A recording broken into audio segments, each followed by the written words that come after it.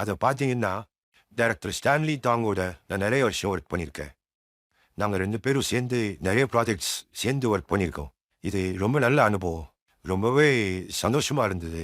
அ பழைய கொலீக்ஸ் எல்லாரையுமே பார்த்தேன். அப்புறம் புதுசா வந்த ஆக்டர்ஸ் எல்லாம் நல்லா ஹார்ட் ஒர்க் பண்றாங்க. நான் பார்த்துருக்கேன். எல்லாமே ரொம்ப சுவாரஸ்யமா, ஜாலியாவும் இருந்தது. மொத்த ப்ராசஸுமே எனக்கு புடிச்சிருக்குன்னு தான் சொல்லணும். இத்தனை வருஷம் அனுபவத்துல பார்த்தீங்கன்னா, இந்தியா மட்டும் இல்ல, உலகத்துல இருக்க ஒவ்வொரு மூலை முடுக்கு, எந்த இடத்துல பார்த்தீங்கன்னாலும் சரி, இந்தியன் ஃபேன்ஸ் என் மனசை தொட்டிருக்காங்கன்னு தான் சொல்லணும். அதை என்னால மறக்கவே முடியாது. அப்புறம் இந்தியன் ஃபிலிம் இண்டஸ்ட்ரியில இருக்கிற எல்லா கலீக்ஸ்க்கும் நன்றி சொல்ல நான் கடமைப்பட்டிருக்கேன். எல்லாருமே ரொம்ப சப்போர்ட்டிவா இருந்திருக்காங்க. ஸோ இந்தியன் ஃபேன்ஸ் எல்லாருக்கும் நன்றி சொல்லிக்கிறேன். ம். ஆ, இந்த தடவை இந்த ஐடியாவ படத்தோட டைரக்டர் தான் சொன்னாரு. ஸோ பொதுவா பார்த்தீங்கன்னா, நான் எப்பவுமே டைரக்டர்ஸோடைய கிரியேட்டிவ் ஐடியாஸ் அண்ட் சஜஷன்ஸ்க்கு கோஆப்பரேட் பண்றது வழக்கம்.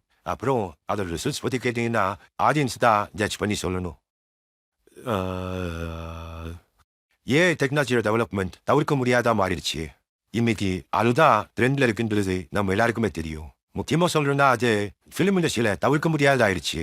ஃபிலிம் இண்டஸ்ட்ரியோட மற்ற செக்டருக்கும் அது யூஸ்ஃபுல்லா இருக்கு. அப்புறம் அது அது ரொம்பவே காம்ப்ளெக்ஸ் ஆனது. ஃபிலிம் ஃபீல்டை பொறுத்த வரைக்கும் அதை கிரியேட்டர்ஸ் அதை உதிசொலத்தனமா யூஸ் பண்ணணும். அதை ஒரு ஆயுதமா மாத்தி கடமை காலங்கள்ல நம்மளால அச்சீவ் பண்ண முடியாத அச்சீவ் பண்றதுக்கு அது ரொம்பவே உதவியா இருக்குன்னு தான் தோணுது. அதை என்னோட அனுபவத்துல சொல்றேன். நான் அதைத்தான் சொல்லுவேன். அன்னைக்கு செய்ய முடியாத இனி செய்ய முடியுது. ம். ரொம்ப வருஷங்களுக்கு முன்னாடி டைரக்டர் ஸ்டீவன் ஸ்பில்பர்க் இதே கேள்வி என்கிட்ட கேட்டாரு. ஒரு பர்சனல் மீட்டிங் டைம்ல அது அந்த நேரத்துல அவரு ஜுராசிக் பார்க், ஈடி அந்த மாதிரி படங்கள்லாம் பண்ணிட்டு இருந்த சமயம். அதோட ஸ்பெஷல் எஃபெக்ட்ஸ் பார்த்து நான் இம்ப்ரெஸ் ஆயிட்டேன். அப்புறம் நான் அவரை பார்த்து கேட்டேன், இதெல்லாம் எப்படி பண்றீங்கன்னு கேட்டேன். அதுக்கு அவரு ரொம்ப சிம்பிள்னாரு. நான் கம்ப்யூட்டர் முன்னாடி இருப்பேன், ஃபுட்டேஜை பார்ப்பேன், இதை கிளிக் பண்ணுவேன், அதை கிளிக் பண்ணுவேன், அவ்வளவுதான். மற்ற விஷயங்கள் எல்லாம் என்னோட இந்த கம்ப்யூட்டர் பார்த்துக்கோன்னு சொன்னாரு. அதுக்கப்புறம் அவரு என்ன பார்த்து கேட்டாரு, எப்படி இந்த மாதிரி ரெண்டர் ஸ்டன்ஸ் பண்றீங்கன்னு. அதுக்கு நான் சொன்னேன், அது கூட ரொம்ப சிம்பிள் தான் சொன்னேன். அதாவது ரோல், ஆக்ஷன், ஜம்ப், ஹாஸ்பிட்டல். ஆமா, அதாவது ஒரு டைரக்டரோட நீண்ட காலத்துக்கு சேர்ந்து வேலை செய்யும் போது அந்த கொலாபரேஷன் ரொம்ப முக்கியமானது. ஒரு ஆக்டருக்கும் டைரக்டருக்கும் உள்ள பரஸ்பர நம்பிக்கை அது அதோட ரொம்ப முக்கியமானது. அஹ், நாங்க சேர்ந்து நிறைய வருஷங்கள் நிறைய ப்ராஜெக்ட்ஸ் பண்ணியிருக்கோம். காலப்போக்கில் அந்த நம்பிக்கை அதிகமாயிருக்கு. மியூச்சுவல் அண்டர்ஸ்டாண்டிங்னு சொல்லலாம். எங்க ஃப்ரெண்ட்ஷிப்பை பத்தி பீஜிங் ஸ்லாங்ல அயன் படிஸ்னு சொல்லலாம். ஒரே வார்த்தையில சொல்லணும்னா அந்த படம் மித். அப்புறம் அது குங்ஃபு யோகா. இது எல்லாமே இந்தியாவில் தான் ஷூட் பண்ணோம். கூட ஒர்க் பண்ற ஆக்டர்ஸ் எனக்கு விதவிதமான இந்தியன் ஃபுட்ஸ்லாம் கொண்டு வந்து கொடுப்பாங்க. அதே மாதிரி இந்திய பாரம்பரிய உடைகள் நிறையவே கொண்டு வந்து எனக்கு கிஃப்டா கொடுத்தாங்க. இந்தியாவோட ஃபேமஸ் லேண்ட்மார்க் எல்லாத்துலேயும் ஷூட் பண்ணியிருக்கோம். எல்லாமே அவ்வளோ அழகான இடங்கள். ஓமை காட், சில சமயம் நான் மெய்மறந்து போயிருக்கேன். அப்படி ஒரு அழகு. அதாவது அந்த ஆர்கிடெக்ட்ஸ் எல்லாம் உண்மையாவே அவ்வளோ அழகா இருக்கு. அந்த காலத்துல ஜனங்க எப்படி இந்த மாதிரி கட்டடங்கள் எப்படி கட்டாங்கன்னு யோசிக்கும் போது புல் அரிக்குது. எல்லாமே ரொம்ப இம்ப்ரெசிவா இருந்துச்சு. நான் இந்தியாவில் இருக்கும்போது பாலிவுட் எப்படி இருக்குன்னு நான் பார்க்கணும்னு ஆசைப்பட்டது உண்டு. அங்க நான் போனேன். அங்க நிறைய ஆக்டர்ஸ் ரொம்பவே நல்ல டேலண்டடா இருக்காங்க. ஆக்டிங் மட்டும் இல்ல, சிங்கிங், டான்சிங், அப்புறம் ரொம்பவே ப்ரொஃபஷனலா இருக்காங்க. ஒட்டுமொத்த டீமும் ரொம்ப நல்லா சப்போர்ட் பண்ணாங்க. லோக்கல் கவர்மெண்ட் கூட ஷூட்டிங்க்கு ரொம்ப ஹெல்ப் பண்ணாங்க. நான் எல்லாருக்குமே ரொம்ப நம்பிக்கையுடன் போட்டிருக்கேன். மகிழ்ச்சி. எதிர்காலத்துல மறுபடியும் எப்பயாவது நல்ல டேலண்டடான இந்தியன் டைரக்டர்ஸ் அண்ட் ஆக்டர்ஸோட சேர்ந்து ஒர்க் பண்ணணும்னு ரொம்ப ஆசைப்படுறேன். ரொம்ப மகிழ்ச்சியா இருக்கு.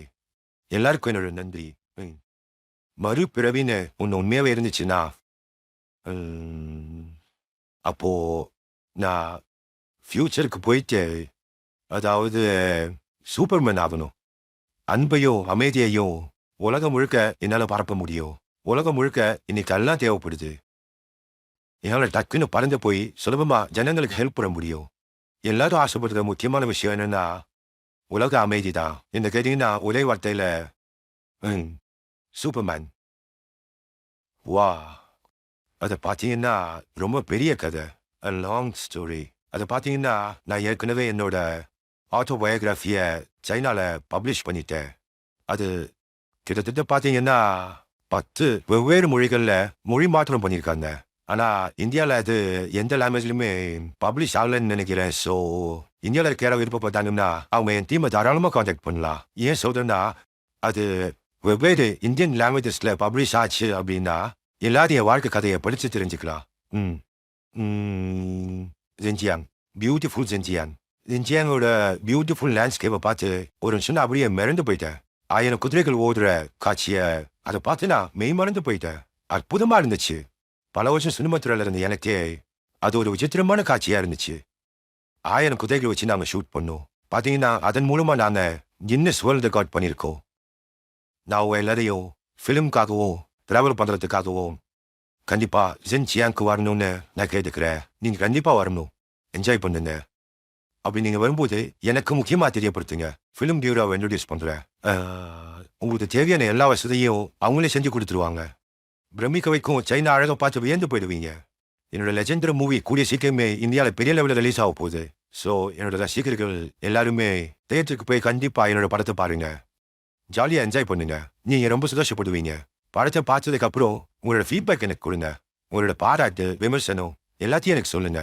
நான் உங்க எல்லா கமெண்ட்ஸையும் ஏற்றுக்கிறேன். உங்களுடைய இந்த பாராட்டும் விமர்சனமும் தான் என்னை அடுத்த லெவலுக்கு கொண்டு போயிட்டு இருக்கு. அதனால இத்தனை வருஷமும் நீங்க எனக்கு கொடுத்த சப்போர்ட்டுக்கு ரொம்ப நன்றி. Thanks to everyone.